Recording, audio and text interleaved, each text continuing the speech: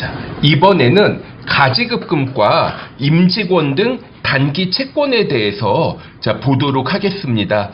먼저 1번. 직원에게 지방 출장을 명하고 현금을 일부 가지급하면, 이렇게 물어봤습니다. 그러니까 예를 들어서 우리 회사가 서울에 있는데 직원 중에 한 명을 예를 들어 김 부장 제주도 가서 2박 3일 출장을 다녀와, 이렇게 지시를 했다고 해볼게요. 그러면 비행기 그 값도 들 거고요. 그리고 또 제주도 가서 숙박을 해야 되죠. 그리고 제주도 안에서도 좀 이동을 해야 되잖아요. 뭐 차량을 렌트를 하던가 대중교통을 이용하던가 이런 식으로. 그러면 일단 이 범위 내에서 써라. 일부를 미리 지급을 합니다. 가지급금이라는 계정 과목을 사용을 하고, 나중에 이 직원이 출장을 다녀왔어요. 그래서 가지급금보다 더 많이 썼다. 예를 들어 100만 원만큼 임시로 지급을 했는데 출장을 가서 10만 원을 지출을 했다. 그러면 10만 원 더 썼잖아요. 그럼 추가로 지출한 거 현금으로 지급을 해줘야 되겠죠. 또 가지급금은 언제 사용하냐면, 대표이사가 회사의 업무와 무관하게 회사의 현금으로 물품을 구입을 해요. 그러니까 예를 들어 우리 회사 대표님이 자기 집에서 사용할 냉장고를 회사 돈으로 구입을 했다. 그럼 나중에 여기에 대해서 이거 회수를 해야 됩니다. 가지급금으로 처리를 합니다. 그리고 또 반대로 원인 불명의 금액이 보통예금 계좌에 입금된 것을 확인하면, 그러니까 저도 이런 경우가 있어요. 저도 이제 법인 사업자를 하나 운영을 하고 있는데, 예를 들어 직원들 월급을 줘야 돼요. 다음 달에 다음 주에 직원들 월급으로 우리 직원들 한 5명 있는데 한 1,500만 원을 지급을 해야 된다. 근데 법인 통장에 1,000만 원밖에 없어요. 그래가지고 그냥 내가 대표인데 우리 어차피 이거 직원들 월급 안 줄 수는 없으니까, 그럼 일단 내 통장에 있는 자금을 가지고 회사의 법인 통장에 입금을 시킨 겁니다. 그랬다가 나중에 이게 법인의 기업 자금 상황이 좋아지면 내가 출자 임시로 입금했던 거 다시 돌려줄 거고요.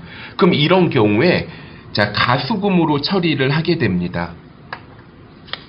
그러면 이 부분도 한번 좀 풀어보도록 할게요. 가지급금과 임직원 등 단기 채권에 대한 문제입니다. 먼저 1번. 영업부 직원에게 지방 출장을 명하고 현금 50만 원을 가지급하였다. 그러면 일단 차변에 가지급금 50만 원, 대변에 현금 50만 원, 이렇게 처리를 합니다.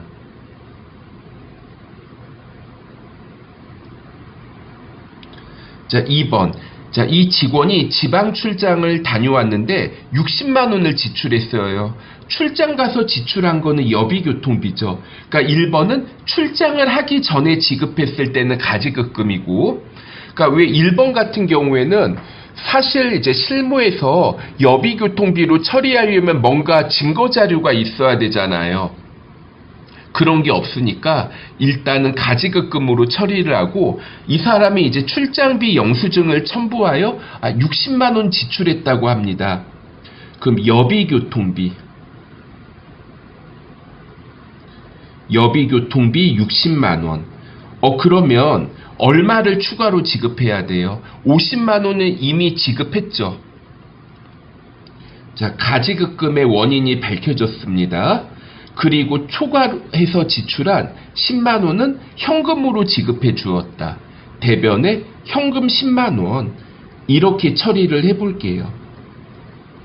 1번, 2번이 이어지는 문제였고, 그 다음에 3번, 4번이 또 마찬가지로 연결되는 문제인데요.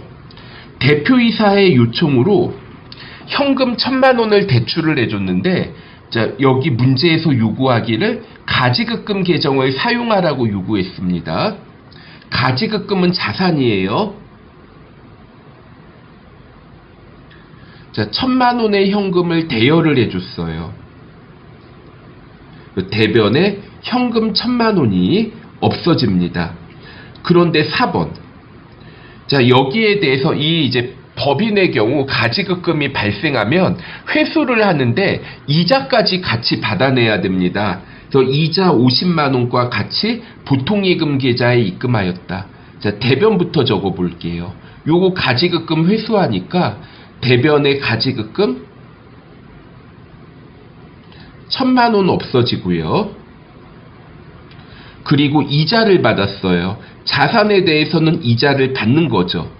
이자 수익 50만 원. 그래서 합계 1,050만 원을 보통예금으로 받습니다.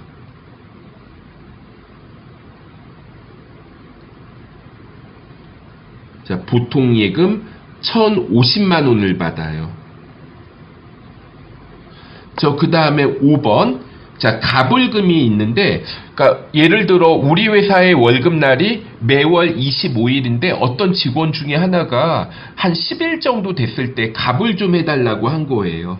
자, 문제에서 임직원 등 단기 채권이라는 계정 과목을 사용하라고 요구했으니까 요구대로 한번 적어 볼게요. 자, 임직원 등 단기 채권 30만 원 현금으로 지급하였다. 대변에 현금 30만 원 이렇게 적어 볼게요. 자, 6번. 직원에게 급여 300만 원을 지급을 하는데요. 자, 가불금 있죠. 이거 임직원 등 단기 채권이 있었죠. 그러면 가불금만큼 적게 지급하면 되겠네요. 자, 일단 직원에게 급여라는 비용이 있는데 급여를 300만 원 지급을 합니다. 근데 이거를 전부 다 보통예금으로 주는 게 아니죠. 우선 가불금 30만 원, 요 임직원 등 단기 채권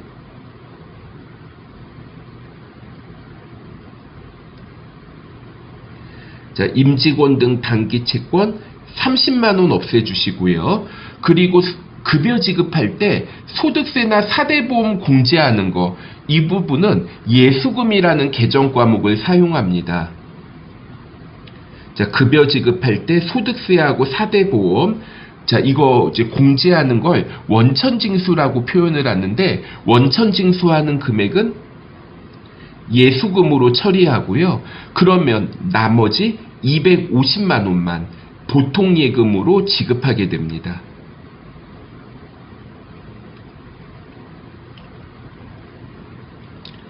자, 그 다음에 7번이에요. 자, 종업원에 학자금 지원이 있는데, 여기 보면 복리후생 성격으로 무이자 대출.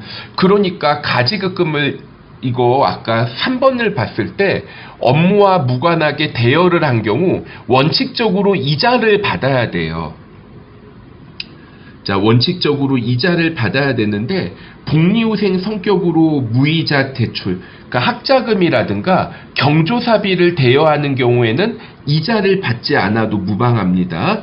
그래서 여기에 대해서 현금 120만 원을 대여를 해줬어요. 자, 여기에서는 좀 계정 과목을 뭘로 해라 알려주진 않았는데 제 교재 해답에서는 자, 뭐 가지급금으로 처리를 했네요. 자, 가지급금으로 적어 보겠습니다.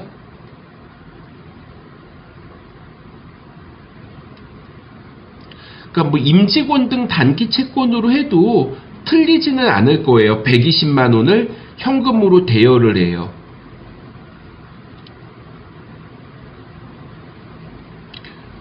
자, 이 부분은 자, 문제가 9번까지 있습니다. 자, 업무와 무관하게 골프채, 업무와 관련이 없는 지출을 했죠. 자, 회사에 현금으로 구입을 했다? 그러면은 자, 이건 나중에 돈 빌려준 거나 마찬가지야. 가지급금으로 처리해 볼게요.